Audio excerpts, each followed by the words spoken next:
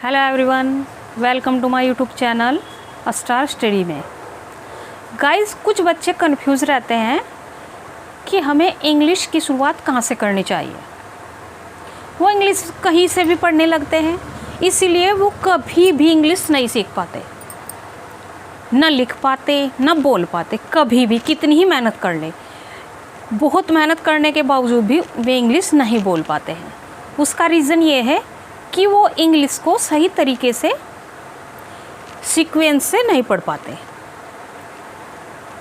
तो गाइस, मैं आज आपको यही बताने वाली हूँ कि हमें इंग्लिश की शुरुआत कहाँ से करनी चाहिए।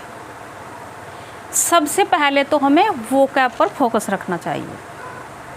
हमें अपनी वोकैब को बहुत स्ट्रॉन्ग बनाना होता है, तभी हम इंग्लिश को बोल पाएंगे।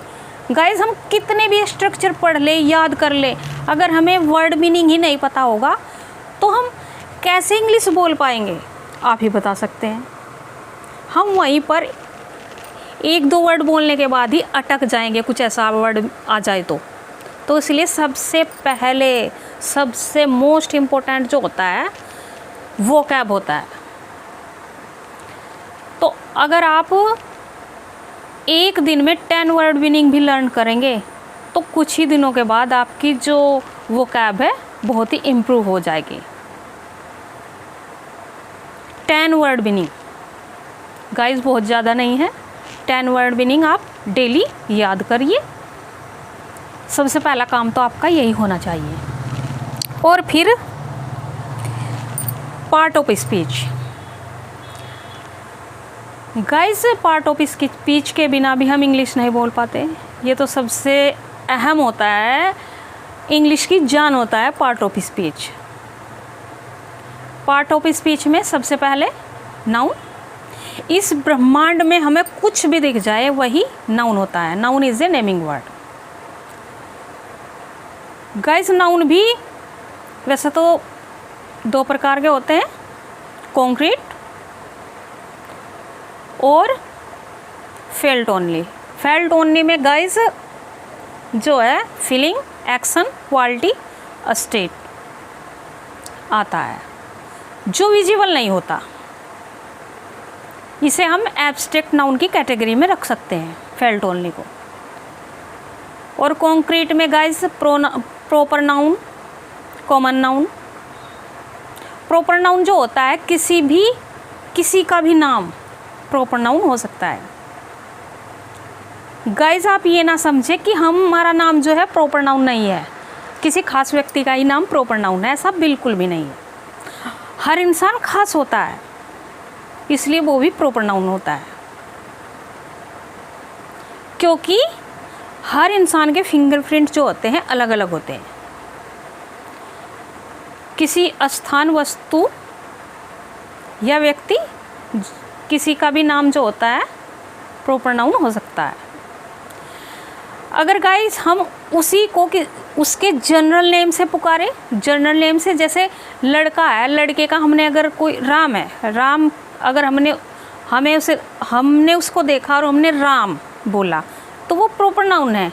अगर हम उसे नहीं जानते और हमने उसे बॉय बोला तो वो कॉमन नाउन होगा, क्योंकि बॉय कोई भी हो सकता है। ये एक जाति को इंडिकेट करता है। तो गाइस, बॉय कोई भी हो सकता है, तो ये कॉमन नाउन होता है। फिर एब्स्ट्रैक्ट नाउन, जो विजिबल नहीं होता पर एग्जिस्ट होता है, इसका एग्जिस्टेंस होता है। एंड गाइस, फिर आता है हमारा मटेरियल नाउन, जो भौतिक पदार्थ के बारे में बताता है। मटेरियल में हम जो है मतलब किसी से कुछ अदर चीज़ बनाए, किसी भी मटेरियल से अगर हम अदर चीज़ बना लेते हैं तो वो हमारा मटेरियल नाउन होता है। जैसे iron, gold and silver, milk, paper, इनसे हम कुछ भी आगे ट्रांसफॉर्म कर सकते हैं, तो ये मटेरियल नाउन होता है गाइस। फिर हमारा जो होता है कलेक्टिव नाउन। कलेक्टिव नाउन भी दो प्रकार का होता है, एक कॉम्पैक्ट और दूसरा नॉन कॉम्पैक्ट। गाइस ये कॉम्पैक्ट जो होता है सिंगुलर होता है और नॉन कॉम्पैक्ट जो होता है प्लूरल कैटेगरी में आता है। वैसे तो इसमें जो है कलेक्टिव का मतलब होता है कलेक्शन, किसी भी मतलब किसी का भी कलेक्शन, समूह। जैसे क्लास तो कलेक्टिव नाउन हुआ। उसमें जो है आप जानते हैं क्लास में कौन होते हैं, स्टूडेंट्स होते हैं, तो क्लास तो ये कॉम्पैक्ट कैटेगरी में आएगा। और गाइज जैसे बंडल, इसमें बंडल किसी का भी हो सकता है, वुड का हो सकता है, किसी का भी बंडल हो सकता है, इसके अदर यूज होते हैं, तो ये नॉन कॉम्पैक्ट कैटेगरी में आता है। सो गाइज मेन तो हमारे 5 ही नाउन होते हैं, proper, common, abstract, collective, material. और गाइज इसके बाद आता है प्रोनाउन। प्रोनाउन जो होता है जो नाउन को रिप्लेस कर दे वही प्रोनाउन होता है। गाइज प्रोनाउन में जो है 10-11 प्रोनाउन होते हैं।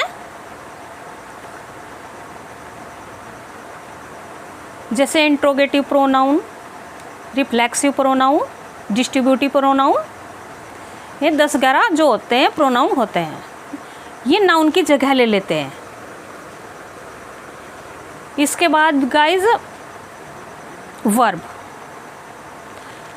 इंग्लिश ग्रामर में सबसे हार्ड और सबसे लॉन्ग चैप्टर जो होता है वर्ब ही होता है, तो इसलिए वर्ब हमें बहुत अच्छे से पढ़ना होगा।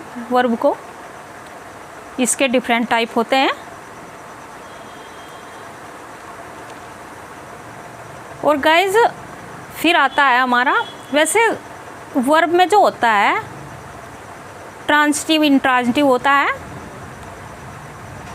और गाइज एक हैपनिंग वर्ब होती है जो खुद हो जाती है, उसे कोई करता नहीं है। जैसे बारिश का होना, बारिश अपने आप हो जाती है, या किसी का मर जाना, या किसी का डूब जाना, किसी का गिर जाना, ये अपने आप हो जाता है, इसे कोई करता नहीं, इस एक्शन को कोई परफॉर्म नहीं करता, तो ये हैपनिंग वर्ब होती है। गाइस फिर आता है हमारा एडजेक्टिव। एडजेक्टिव जो है हमारे सेंटेंस में 4 चांद लगा देता है। ये नाउन प्रोनाउन की विशेषता बताता है, गुण बताता है, क्वालिटी बताता है नाउन प्रोनाउन की। और फिर एडवर्ब। एडवर्ब एडजेक्टिव की, वर्ब की एंड एडवर्ब की ही जो है क्वालिटी बताता है। फिर आता है प्रीपोजिशन। प्रीपोजिशन जो होता है किसी नाउन या प्रोनाउन का सेंटेंस में आए हुए अदर पार्ट ऑफ स्पीच में से संबंध बताता है, रिलेशन बताता है। तो गाइस वैसे प्रीपोजिशन जो होती है बहुत लिमिटेड होती है, इन्हें हम इजीली लर्न कर सकते हैं। And then conjunction. कंजंक्शन जो होता है 2 सिमिलर वर्ड को जोड़ता है या 2 सेंटेंस को जोड़ने का भी काम करता है, कंजंक्शन ही करता है। यानी कंबाइन करने का जो काम करता है वो कंजंक्शन करता है। गाइस फिर आता है हमारा इंटरजेक्शन। वैसे इंटरजेक्शन का यूज़ जो है हमारी ग्रामर में इतना, इंग्लिश में इतना यूज़ नहीं होता, पर फिर भी कहीं कहीं पर होता है। इंटरजेक्शन जो होते हैं हमारे हृदय की उठी तीव्र भावनाओं को व्यक्त करते हैं। तो गाइज हमारे ये 8 पार्ट ऑफ स्पीच जो होते हैं हमारी इंग्लिश में बहुत ही महत्वपूर्ण रोल प्ले करते हैं। तो हमें जो है वोकैब और 8 पार्ट ऑफ स्पीच को अच्छे से समझ लेना होता है। गाइज अब मैं आपको बता देती हूँ वो 5 लेसन्स जो बेसिक होते हैं, एडवांस नहीं होते हैं, उनके बिना हम इंग्लिश बोल नहीं सकते, लिख भी नहीं सकते। सबसे पहले तो गाइज होते हैं सिंपल सेंटेंसेस।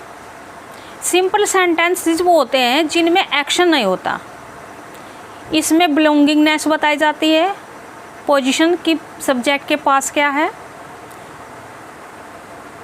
ये बताया जाता है, सब्जेक्ट क्या है ये बताया जाता है, यानी एक्शन नहीं होता इन सेंटेंस में।